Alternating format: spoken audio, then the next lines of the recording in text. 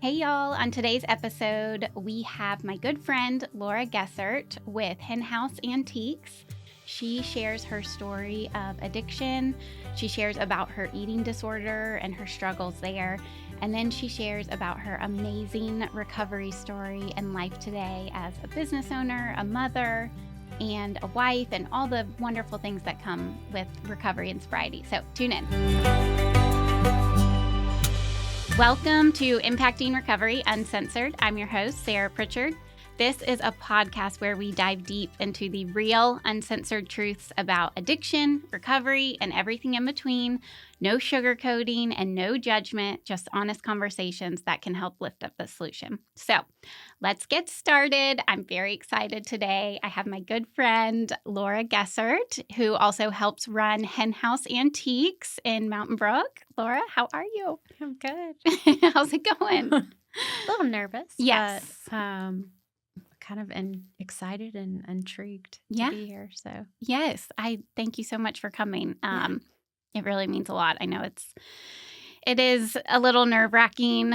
I mean, even for me, every time I'm like still getting used to all this stuff, but it's really fun. And I wanted to ask you on kind of when I asked you, you're such a strong woman in the recovery world. And you were really one of my first friends when I moved to Birmingham, or when Adams and I moved to Birmingham. And you were just so open and kind. And then throughout that, now we live like a street over from each other. And so I wanted to today talk about your story, of course, and kind of what life has looked like being sober and doing all these things in life and life as a woman and all the fun responsibility and, gifts we get from that. If that sounds good with you. sounds good. Okay. Amazing. So, I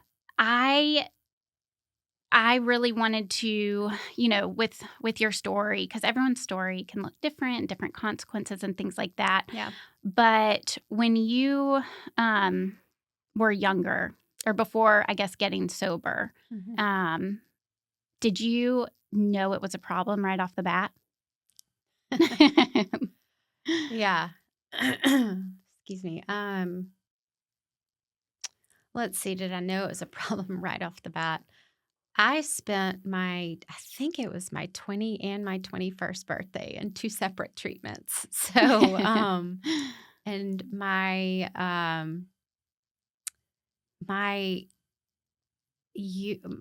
using, I guess you would say, started really young, and I knew right off that something wasn't right. Mhm. And that was like 10th grade. Okay.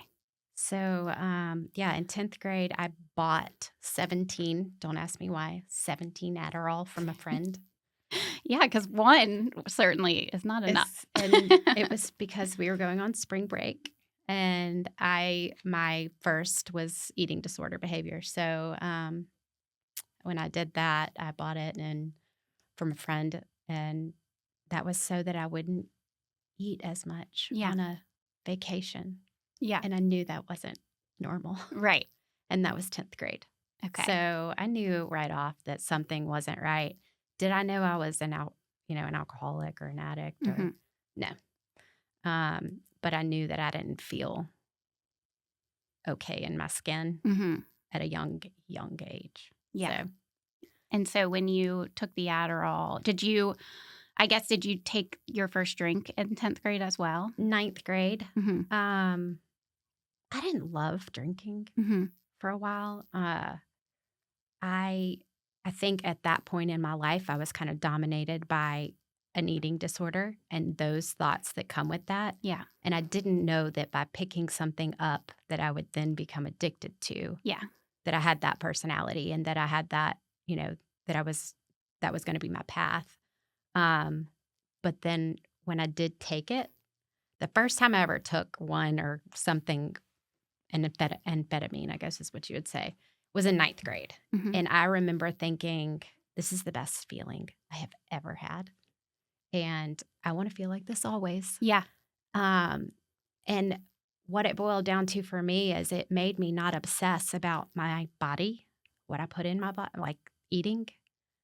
Like I didn't think about those things. Yeah. And I know we're not here to talk about that, but No, that is that's a really huge part of my story. Yeah. Because that started it for me. Adderall gave me a feeling that I was normal. Mm-hmm. Like I could sit there and be normal and have normal conversation and not obsess about me. And that's what I thought you and everybody else did. Like, Yeah. okay, now I can just be a normal person Yeah. if I take this stuff. Right. And it didn't get bad till later. That was obviously my first love was some sort of amphetamine. Mm-hmm. So, and that didn't, go off the rails till college. Where did you go to college? I went to Alabama. Oh, okay. I couldn't remember if for it a was- little while. Okay. I did not finish. That was always something that I always still wish I had, but I couldn't. I never could get it together enough. Yeah. But I went to Alabama, and lasted a year and a half, I Mhm. think. And I left my second semester of my sophomore year to go to my first treatment. And so before you actually went to that treatment, what did your using and drinking look like Oof. at that point? So at that point, it looked like that was in January that I went to treatment. In December, it was either sometime in the fall, I had gotten, right before Christmas break, I had gotten caught. My brother had to come stay with me for work in Tuscaloosa. He came to stay with me. And I remember hallucinating because I had taken so much Adderall. And at that time, I had a prescription because a doctor just asked me 4 questions and gave me a prescription. Right. And I would go through it days. Yeah.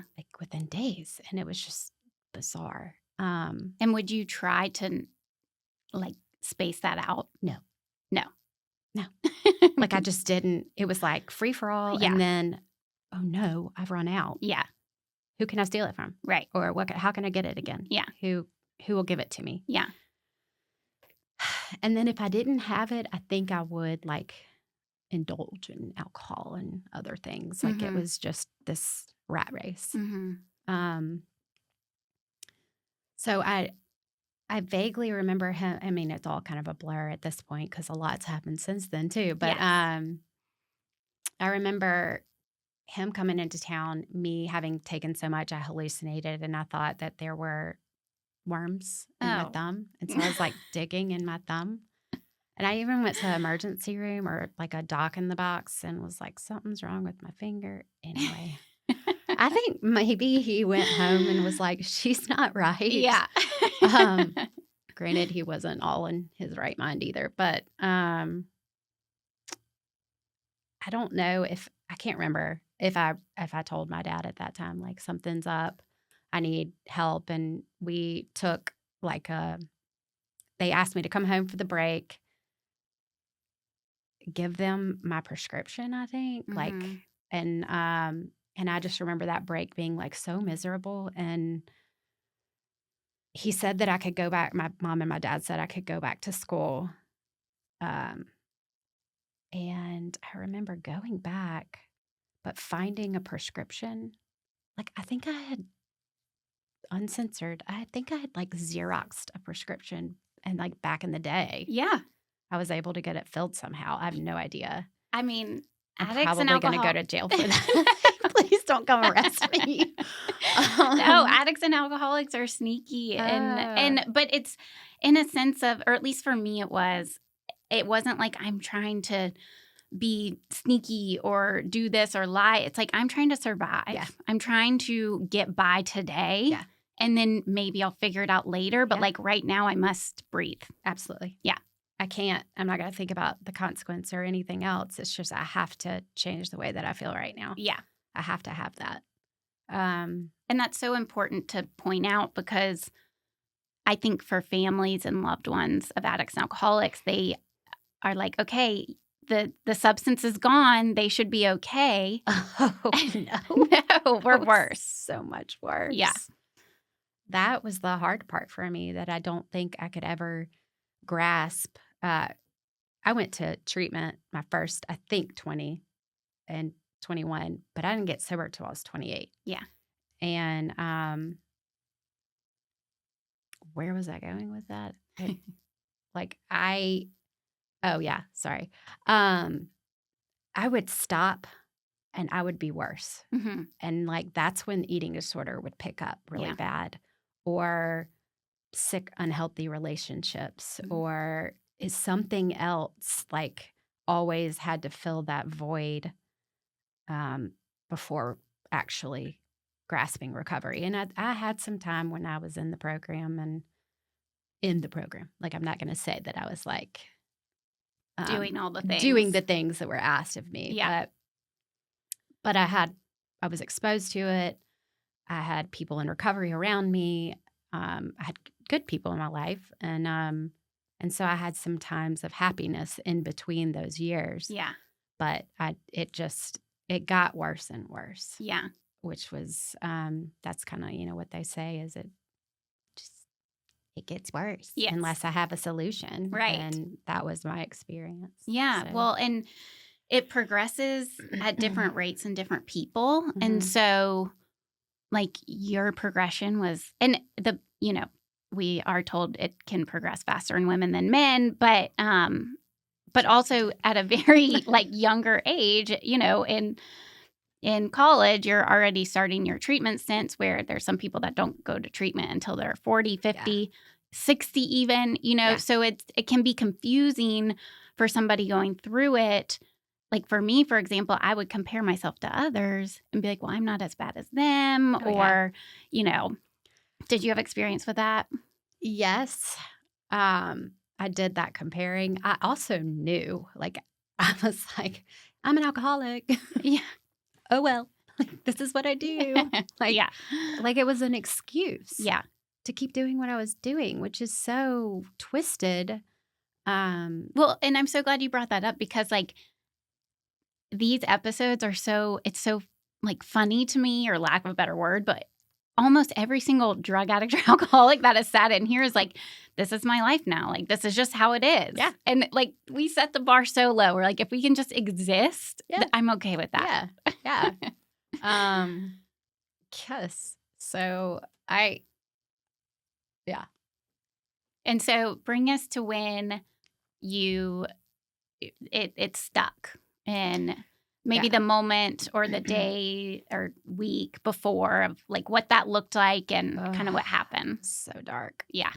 By that point, I was on like maybe about 8 to 10 medications that were prescribed by a psychiatrist. Yeah. To fix my alcoholism.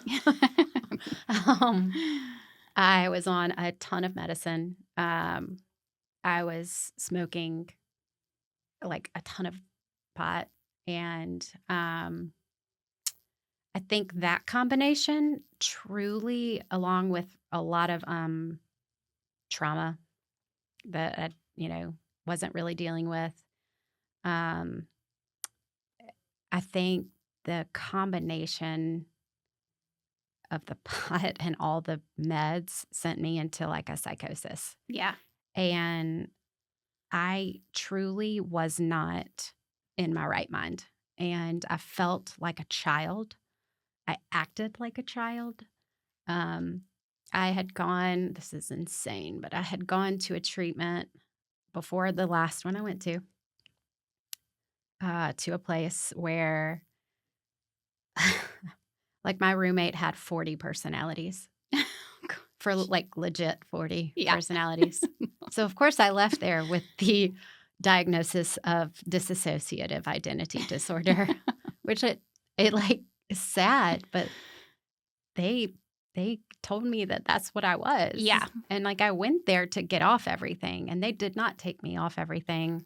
They put me on more, and they slapped me with another diagnosis. Yeah. In my head though, I thought, yeah, this is what's wrong with me. Right. I'm crazy. Yeah. But I also would like look at my roommate and be like, but I'm not like that crazy. Yeah. Like, because she was truly mentally ill. Right.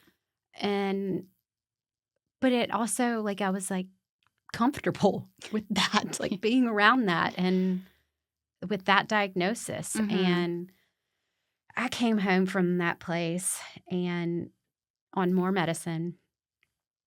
And when I got home, the second I got home, I smoked. I found someone to get me something and Yeah. I smoked. And it sent me into full-blown psychosis. And I remember my dad picking me up and getting in the back seat. And I felt like, this is bizarre, but I felt like when you get picked up in the middle of the night from spending the night from like a friend's house, you're like kind of ashamed, but Yeah. also scared. Yeah. And like, I just want my mommy and my daddy. Oh, Or yeah. it was those feelings. It was bizarre. I felt like a child. And I went back to my parents' house and I can vividly remember my dad for the first time, like yelling, like, what the is wrong with you? Yeah. And he lost his cool, but not like that. Yeah. And, and I remember my mom comforting me. And I remember her saying, like, I see you and I hear you and I want to do everything I can to help you and I'm sorry. And like those were things that I had really needed to hear from her, Yeah. some healing things. And I spent 12 weeks, I think, at their house on their couch, still smoking, sneaking and smoking, still taking all the pills. And the eating disorder stuff was coming back up. Yeah. I wanted to die. But I also, it was such a like duality in my mind. Like I didn't want to be here anymore. I didn't want to live like that, but I had no idea what to do. And I look back, I like to like journal and like collage, and especially when I was high, so I'd like do all those things. And I look back and I was searching, like desperately searching for some sort of connection. And for me, it's a huge connection to nature and to earth and to spirit. And I was just like, I wanted a God. I wanted something in my life, a higher Mhm. power. And but I had no idea how to live like that. And I had no idea what was about to come. But for the first time, my mom really put her foot down on where I was going to go. Mhm. And so I was sent to Statesboro, Georgia. Where I went to college. What? Yeah. I don't think I realized. Yes, we've talked about that because think- you had no idea there Right. was this recovery I know. community. Yes, because I was like, how in the world? That is like shocking to me Yeah. because, Georgia Southern's known as a party school, Yeah. which I mean, every school is, but They have a huge recovery community. yeah, which is incredible. Yeah, But- so we would have to walk in packs places. And I think I remember asking you, did you ever see like groups of random kids or adults together, like walking places? That's so funny. Yeah. Yeah. So I was there 28 months, which is insane. That's amazing. It's amazing that I could sit still long enough to stay somewhere like that. Well, and I, from just my own experience and working with other women and hearing people's other stories, like you were, how you mentioned you're seeking, like you wanted something, Mm-hmm. you're like asking, like, help me, like, God, whatever, and you got the help, like, but it didn't look like no at all. And so that's what's so Uh-uh. amazing about like a true surrender is Yeah. that even though you were probably like in your mind, you'd be like 28 months, like, no way, how could I ever do this? But Yeah. it didn't matter because you're just It didn't register. Yeah. I think I was told it's a 2-year program. And it never occurred to me that it's a 2-year program. Yeah. That is that whole like, well, yeah, for you, but not for me. Right. I also don't think I was totally in my right mind. Yeah. And that was the first place that took me off everything.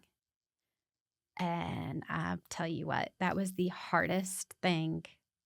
I had 14 medications listed on my intake form. That's insane. Yeah. And, I don't know if all of them were, could have been like a Advil also, but But that's just regardless, crazy. yeah. And I can remember coming off all that, and I never, ever want to feel that way again. Mm-hmm. That was the most miserable I've ever felt. They thought I was sneaking. I got I can remember getting migraines in detox, and they thought I was like sneaking pills because I was so sick, and putting them under my tongue. Yeah. Like, oh, how dare you accuse me of that? I know. What? I would never. But I think it was just, I'd been on this stuff for so long. I'd been on something since I was 15. Yeah. Which was an antidepressant. Mm-hmm. But this was the first time they took me off everything, and they wanted to see my baseline. Right. And I remember struggling so hard in detox. And I think I even got sent after they send you to the next step, and I got sent back. No. Because they were you need to stay a little longer. You need to go back to detox. And I can remember the doctor coming in, me crying, and the doctor coming in, and I'm like, I can't live like this. And I think I was in a lot of pain, physical pain. Mm-hmm. And I now know that I've had some stuff go on, but I don't know what that was about. I slept on a heating pad for 2 years, which is not safe probably, but because I was in all this pain, and I was like, I can't live like this. Yeah.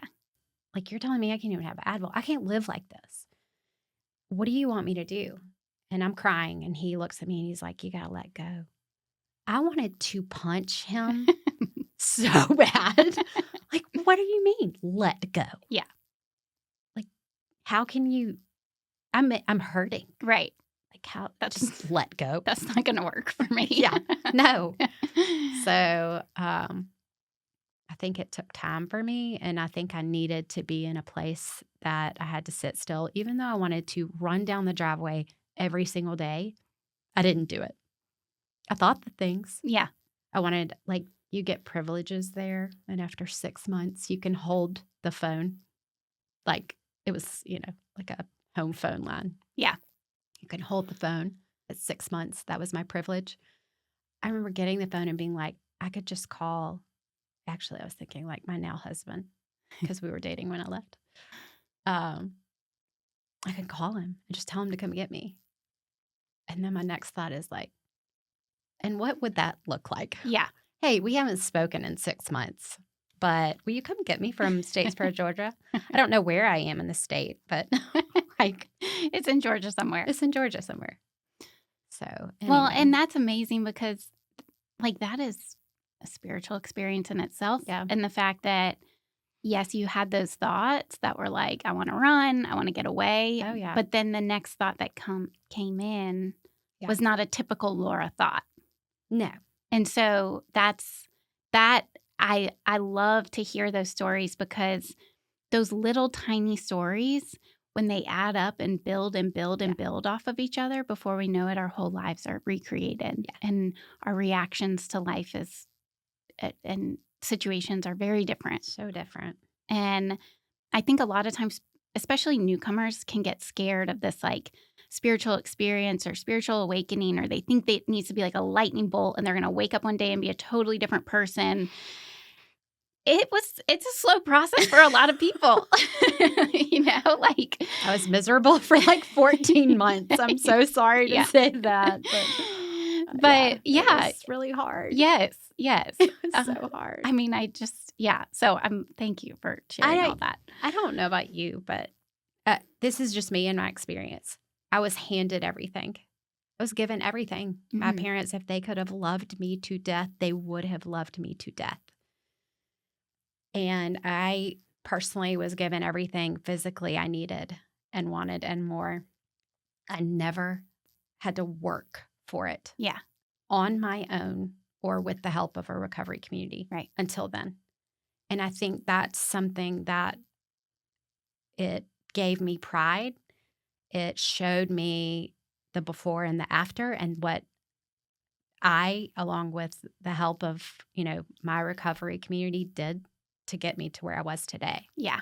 Or, at the time. And so I think that built my faith, and it helped me realize like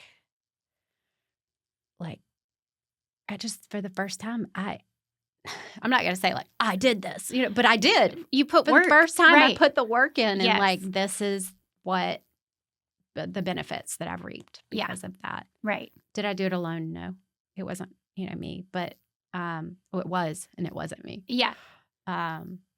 So I think it makes it that much sweeter.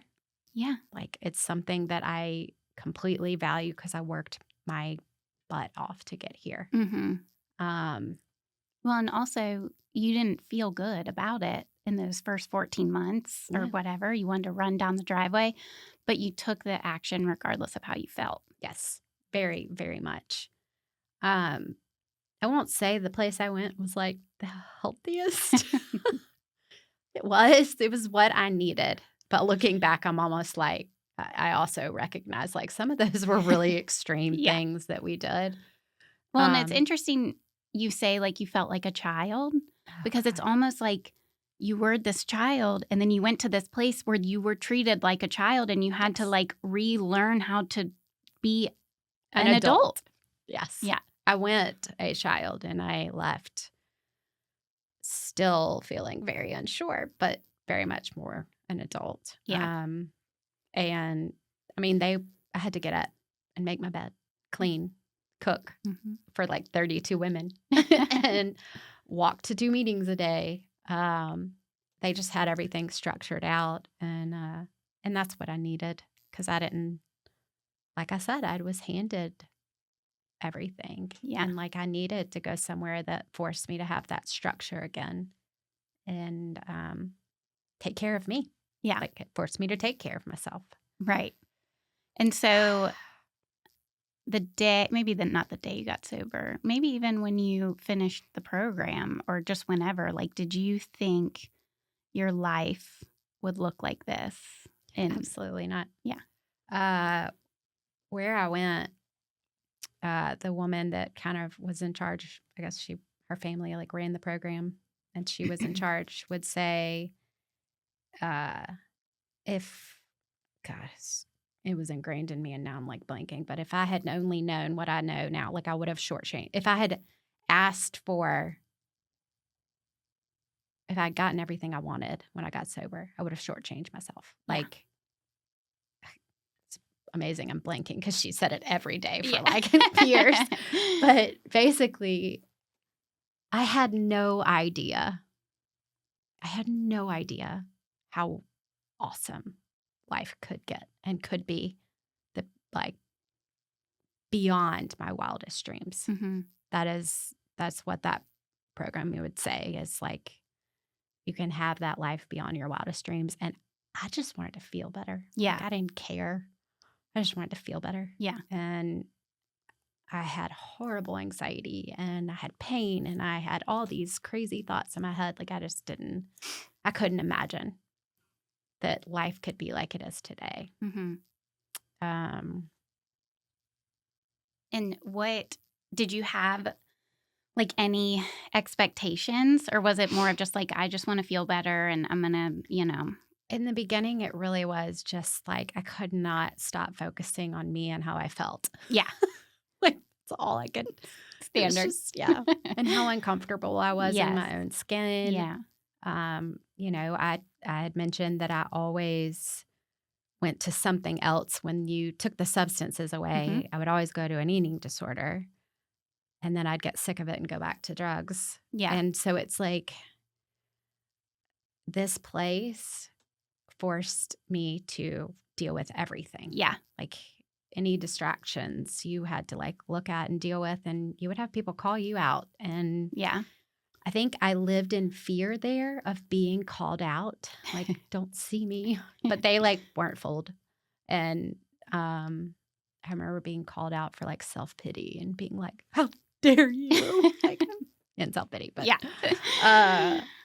it was like a very humbling experience. But God, what was your question? I don't even remember. I don't either. Anyway. Yeah. Well, and so what does your life look like today? Gosh. You asked if I had expectations. Mm. No. And then, yes. Then I was like, so I didn't have, I guess, an expectation, but every day that I was there, I thought about my husband. He was not my husband at the time. Yeah. He was a boyfriend who I had not been particularly wonderful to. Shocking. But I was crazy about him. And when I left, I had no idea I wasn't going to speak to him. And he wrote me. I wasn't allowed to have the letters. They let me have them when I left the program. Oh my gosh. And I was in like 22 months in that halfway house and then 3/4 status for like 6 months. I wanted to see him. I wanted him to be a part of my life again.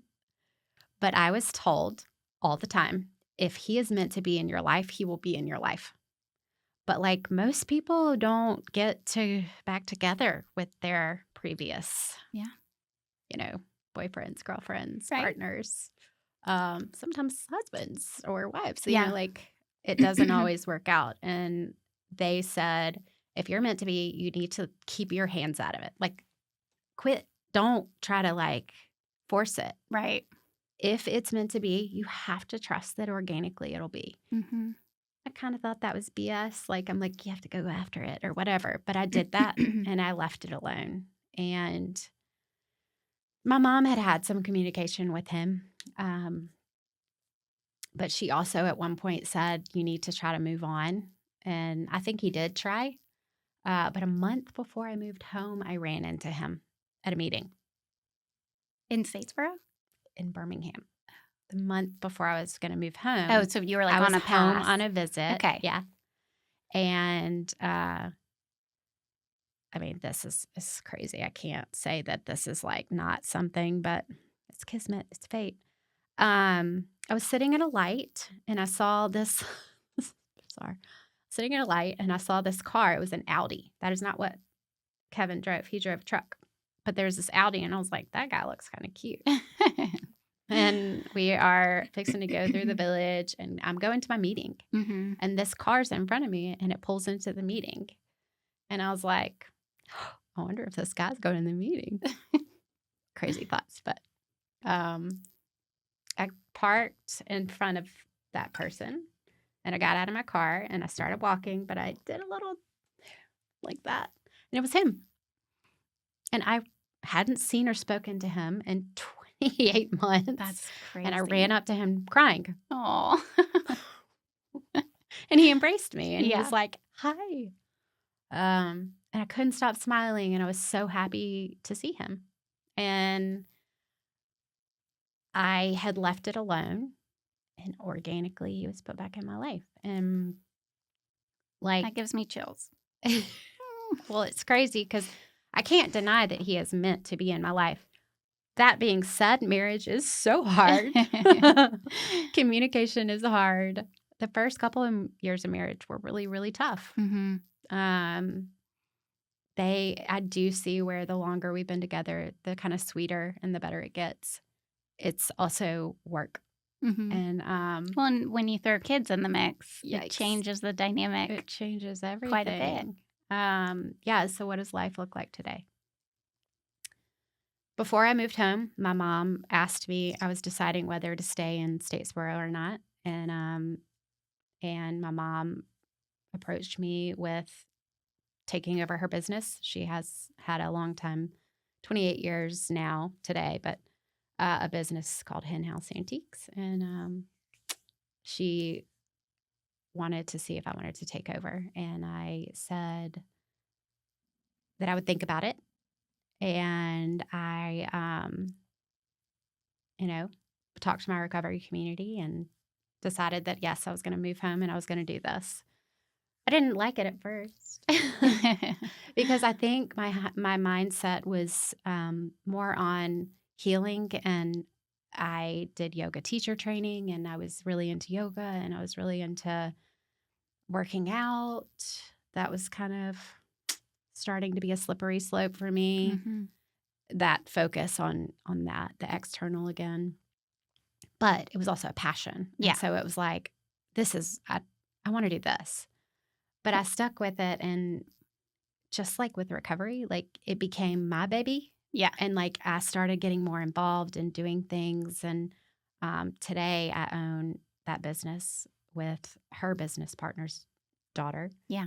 And I like could never have dreamed that I would own this business, that I would successfully run a business Yeah. with the help of my partner and the women that work there. That's mind blowing to me. Yeah. Um, Well, and I so think a lot, sorry, I think a Go lot, or just, like Adams's experience, Yeah. he was like, I'm never coming back to Birmingham, Yes. never going to go back to Mountain Brook. yeah, No way, no how. same. Yeah. Yeah. I was afraid to come back here. Mhm. I when I would come home on visits, I would drive around with my mom and be like, "This place is so beautiful." Yeah. There, like, Statesboro is not as pretty, um, but it was almost magical. It was like seeing it through new eyes. But I was terrified to come back because it had hurt. Yeah. It had hurt to grow up here and to feel pressured and to feel whether it was somebody doing that to me or not. I just felt this pressure and this like comparison, and everybody's beautiful here and skinny and fit and like Yeah. all these things that like that comparing. Yeah. And so when I moved back, some of that came back up for me. Mhm. And God, the journey from just moving home to today is insane because, today, like I live in Mountain Brook. I have 2 boys that are 5 and 3 that are going to go through Mountain Brook. And there are so many wonderful things about it. And I also will teach them some different things. Yeah. And they will be exposed to some other things. Yeah. And I think they already are, because I'm sober and so is my husband. And they're going to know that. They're going to know about it. They're going to know about recovery. Right. So anyway, I had no idea that I was going to do that, come home and take over this business and fall in love with it. And that if you had told me that I would be sober,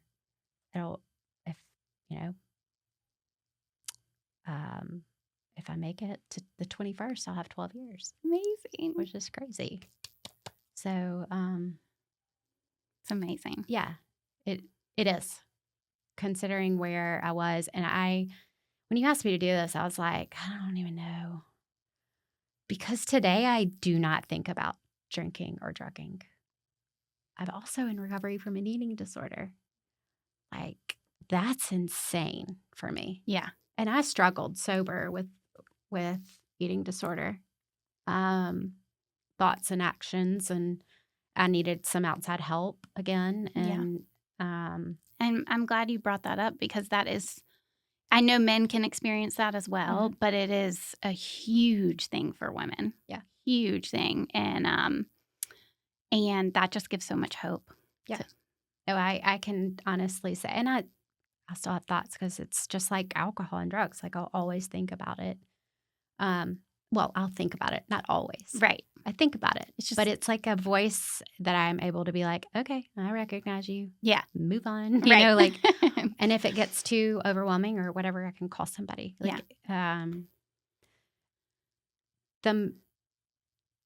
My life doesn't look like it did when I first got sober by any means, because that's what I needed when I first got sober. And I spent a long time beating myself up because I thought that I wasn't doing recovery right. Like, I'm not going to enough meetings. I should call my sponsor more. And I think a lot of that was the program I went to, the way it was ingrained in me. Like, if I don't do these things, I will drink again. Yeah.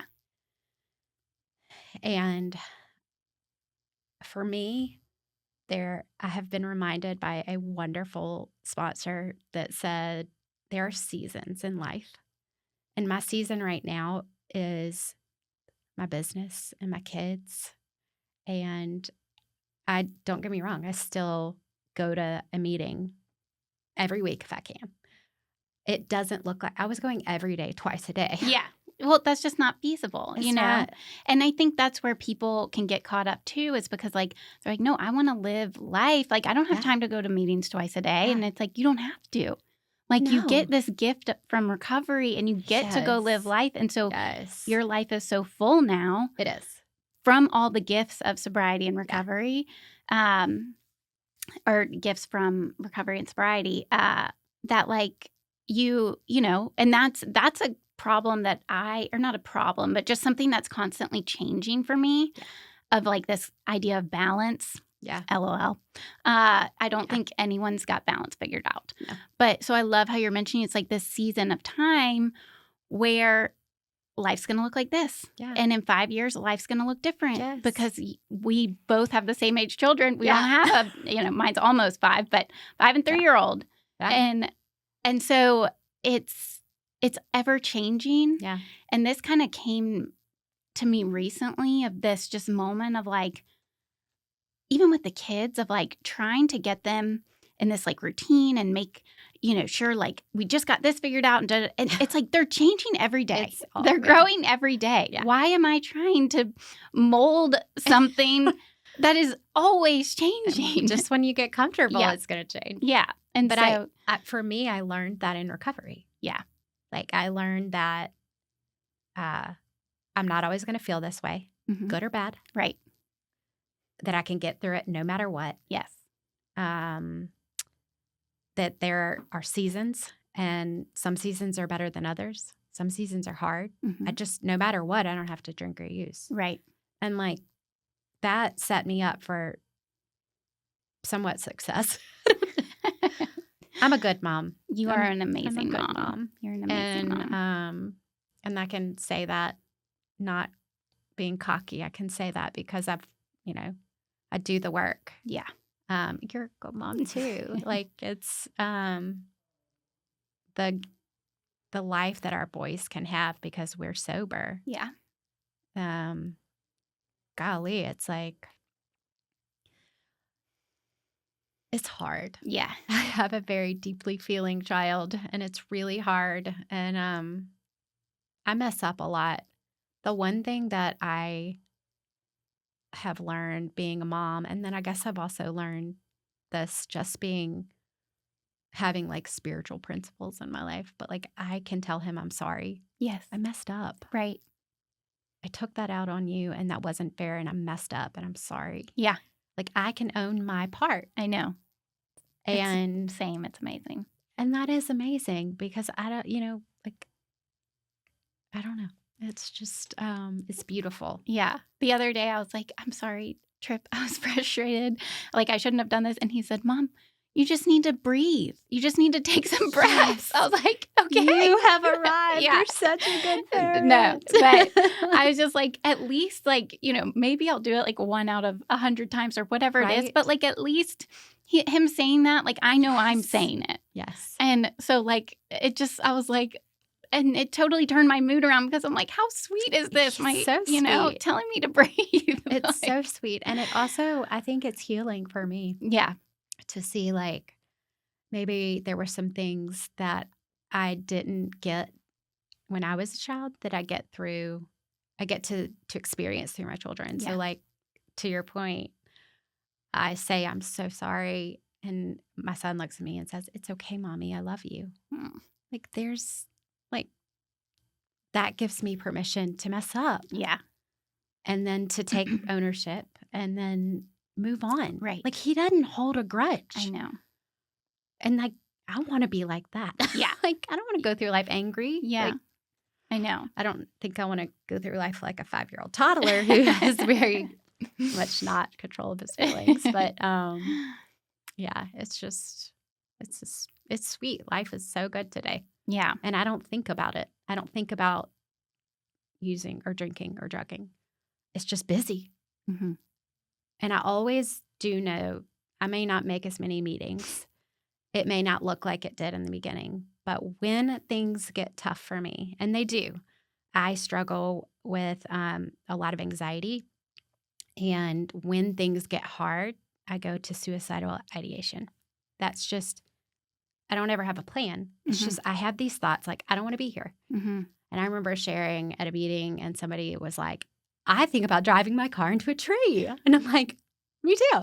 Like, people are going to be like, what? Yeah. You do that? But it's just this like flicker of thought. Yeah. And then it's like, oh, no, that's not a solution. Yeah. And we can relate to each other and I can share it. So I go to a meeting whenever I struggle. I up meetings. Yeah. Because I know that if I just talk about it and get it out there, that it lessens whatever it is. Yeah. The feelings lessen. And well, and another thing that I'll mention, I just know about you is like you are always willing to put out a helping hand. Like you are always willing to help like another alcoholic or, I mean, just, even when we moved here, like you were so kind to introduce me to other women and even just being helpful in a sense of being so open when you and I have just had conversations and the kids are over playing or something and just being so open is so, so helpful. Yeah. Because it allows me, and I know it allows other women to be in a space to be able to be open with you. Yeah. And then there's that like connection piece that we need so badly. So bad. I like real. Yeah. Because I grew up where that wasn't a thing. Yeah. Or I didn't know that was like a thing. Like right. I like real. Yeah. I crave real. Yeah. So to a woman that's struggling now or newly sober, is there any advice you would give her? To a woman that's struggling or newly sober. Gosh, hang on. Yeah. You're not alone. Reach out. The hardest thing is to reach out. It is.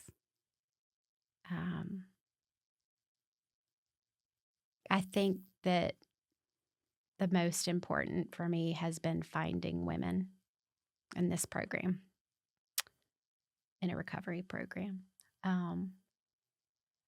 that nurture me in a way that I need at that moment. Mm-hmm. And I have been very fortunate to have wonderful women with long-term recovery that nurture me in the ways that I've needed at different times in my life. And so I, really encourage finding other women. Yeah. Strong women in recovery, because we can't do it alone. Right. Definitely not. Yeah. I gotta have each other. Well, is there anything else that you want to add or final thoughts? No, I just really appreciate you asking me to come on and, jogging my memory and helping me remember where I came from and how sweet life is today. Yeah. And I just think it's so crazy that the way our lives are connected and then where we are today. And like, you're my neighbor. I know. Like, how weird. And our kids are probably going to be at school together. Right. Like, it's just so funny. It is. But that's what happens when I'm like open to it. Yeah. Yeah. So I'm just grateful. Thank you for having me. Thank you so much. Yeah. Thank you. All right. And thank you all for tuning in to another episode of Impacting Recovery Uncensored. I hope today's conversation has inspired you, maybe opened your mind, maybe even your heart a little bit. But remember, you're not alone. If you found this episode helpful, please like and subscribe, and then share it if you know someone that may need to hear this. And then don't forget to follow us on social. We'll have all the links below in the description. But until then, keep making an impact. Bye, y'all.